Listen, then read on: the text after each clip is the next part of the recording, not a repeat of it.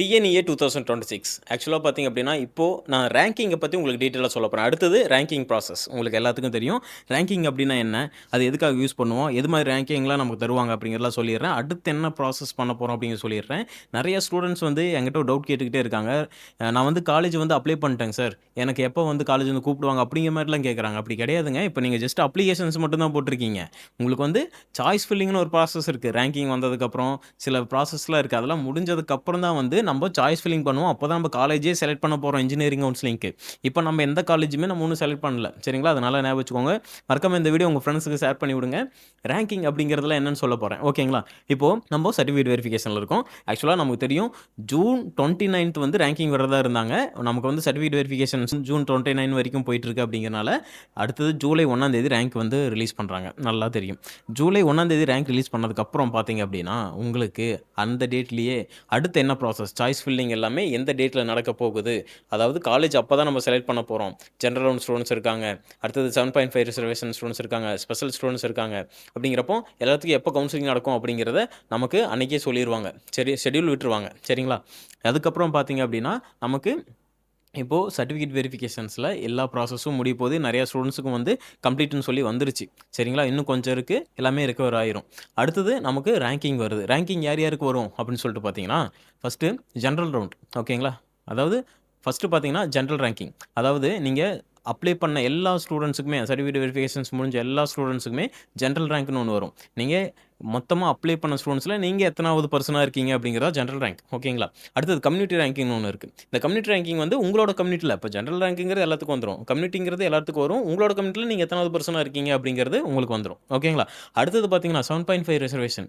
இது வந்து பார்த்தீங்க அப்படின்னா நீங்கள் கவர்மெண்ட் ஸ்கூலில் படிக்கிற ஸ்டூடெண்ட்ஸாக இருக்கீங்கன்னா உங்களுக்கு அந்த ப்ராசஸ்லாம் முடிஞ்சதுக்கப்புறம் உங்களுக்கு நீங்கள் 7.5ல் அந்த கவர்மெண்ட் ஸ்கூலில் படித்த ஸ்டூடெண்ட்ஸில் நீங்கள் எத்தனாவது பர்சனாக வந்திருக்கீங்க அப்படிங்கிறது உங்களுக்கு ஒன்று வரும். அடுத்தது ஸ்பெஷல் ரிசர்வேஷன் ஸ்டூடெண்ட்ஸுக்கு ஒரு ரேங்கிங் வரும். மொத்தமாக அந்த 4 ரேங்கிங் வருது அப்படிங்கிறப்போ யாருக்கு அதிகமான ரேங்கிங்கில் வரும் அப்படிங்கிறது. அதிகமான ரேங்கிங்னா நான் என்ன மென்ஷன் பண்ணுறேன்னா, இப்போ கவர்மெண்ட் ஸ்கூல் ஸ்டூடெண்ட்ஸ்க்கு பார்த்தீங்க அப்படின்னா ஜென்ரல் ரேங்கிங் வரும், கம்யூனிட்டி ரேங்கிங் வரும், அதே மாதிரி 7.5 ரிசர்வேஷன் ரேங்கிங்னு வரும். ஓகேங்களா?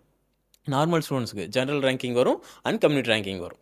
ஓகேங்களா? இப்படி தான் வந்து உங்களுக்கு ரேங்கிங் வரும். ஓகேங்களா? இந்த ரேங்கிங்கை வச்சு நம்ம என்ன பண்ணலாம் அப்படின்னு சொல்லி பார்த்தீங்கன்னா, இதுதான் மெயினான விஷயம். உங்களுக்கு நீங்கள் எதிர்பார்க்குற காலேஜில் இந்த காலேஜ் இந்த டிபார்ட்மெண்ட் எனக்கு வேணும், இது கிடைக்குமா அப்படிங்கன்னு நீங்கள் கேட்குறீங்க. அப்படிங்கிறப்போ நீங்கள் அதை எக்ஸாக்டாக கிடைக்குமா கிடைக்காதாங்கிறத கண்டுபிடிக்கிறதுக்கான இடம் தான் இந்த ரேங்கிங். ஓகேங்களா? இப்போ நான் என்ன சொல்கிறேன்னா, லாஸ்ட் இயர் டிஎன்ஏ online.org அப்படிங்கிற வெப்சைட்டில் போனீங்க அப்படின்னா சைடில் உங்களுக்கு தெரியும். நீங்கள் அப்ளிகேஷன்ஸ் போட்டிருப்பீங்களா, அந்த வெப்சைட் தான். அதில் போயிட்டு பார்த்தீங்க அப்படின்னா உங்களுக்கு கட் ஆஃப்னு ஒன்று இருக்கும். கட் ஆஃப் கிளிக் பண்ணீங்க லெஃப்ட் சைடு கார்னரில் கட் ஆஃப்னு ஒன்று இருக்குது. அதை கிளிக் பண்ணி உள்ளே போனீங்க அப்படின்னா உங்களுக்குள்ள கட் ஆஃப் ஒவ்வொரு காலேஜில் என்ன கட் ஆஃப்னு போயிருக்கும். அதே மாதிரி அது பக்கத்துலேயே பார்த்தீங்கன்னா ரேங்கிங்னு இருக்கும். அந்த ரேங்கிங்கை டச் பண்ணிட்டீங்க அப்படின்னா உங்களுக்கு அந்த காலேஜ் எந்த காலேஜோ அந்த காலேஜில் லாஸ்ட் இயருக்கு எந்த டிபார்ட்மெண்ட்டுக்கு என்ன ரேங்கிங்கில் ஜென்ரல் ரேங்கிங் தான் அங்கே மென்ஷன் பண்ணியிருப்பாங்க.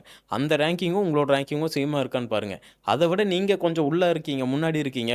லாஸ்ட் இயர் கட் ஆஃப் வந்து லாஸ்ட் இயர் ரேங்கிங் வந்து நீங்கள் எடுத்துக்கோங்க சார், ஒரு 12,200ன்னு இருக்குன்னு வச்சுக்கோங்க. நீங்கள் இந்த வருஷம் 12,000 இருக்கீங்கன்னா கண்டிப்பாக 100% சீட்ஸ் கிடச்சிரும். இதுதான் இந்த ரேங்கிங்கை வச்சு நம்ம இங்கே பெரிய இம்பார்ட்டன்ஸ் இதுதான்.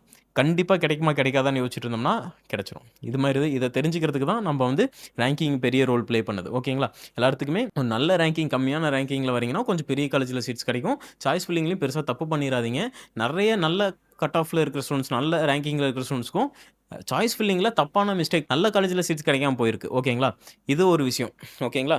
அடுத்தது பார்த்தீங்க அப்படின்னா நமக்கு 1 ஜூலை 1 ஜூலை 5 பார்த்தீங்கன்னா நீங்கள் எதாவது மிஸ்டேக்ஸ் பண்ணியிருக்கீங்க, மிஸ்மேட்ச் ஆகிருக்கு, டீட்டெயில்ஸ் ஏதாவது மிஸ்டேக் ஆகிருக்கு அப்படின்னா அதை ரெக்கவர் பண்ணுறதுக்கான ஒரு சான்ஸ் இருக்குது. அதுதான் நீங்கள் டிஎஃப்சி சென்டரில் போயிட்டு அதை வந்து ப்ராசஸ் பண்ணிக்க முடியும். ஜூலை 1 ஜூலை 5 வரைக்கும். ஓகேங்களா? இது அடுத்த ப்ராசஸ் ரேங்கிங் வந்ததுக்கப்புறம்.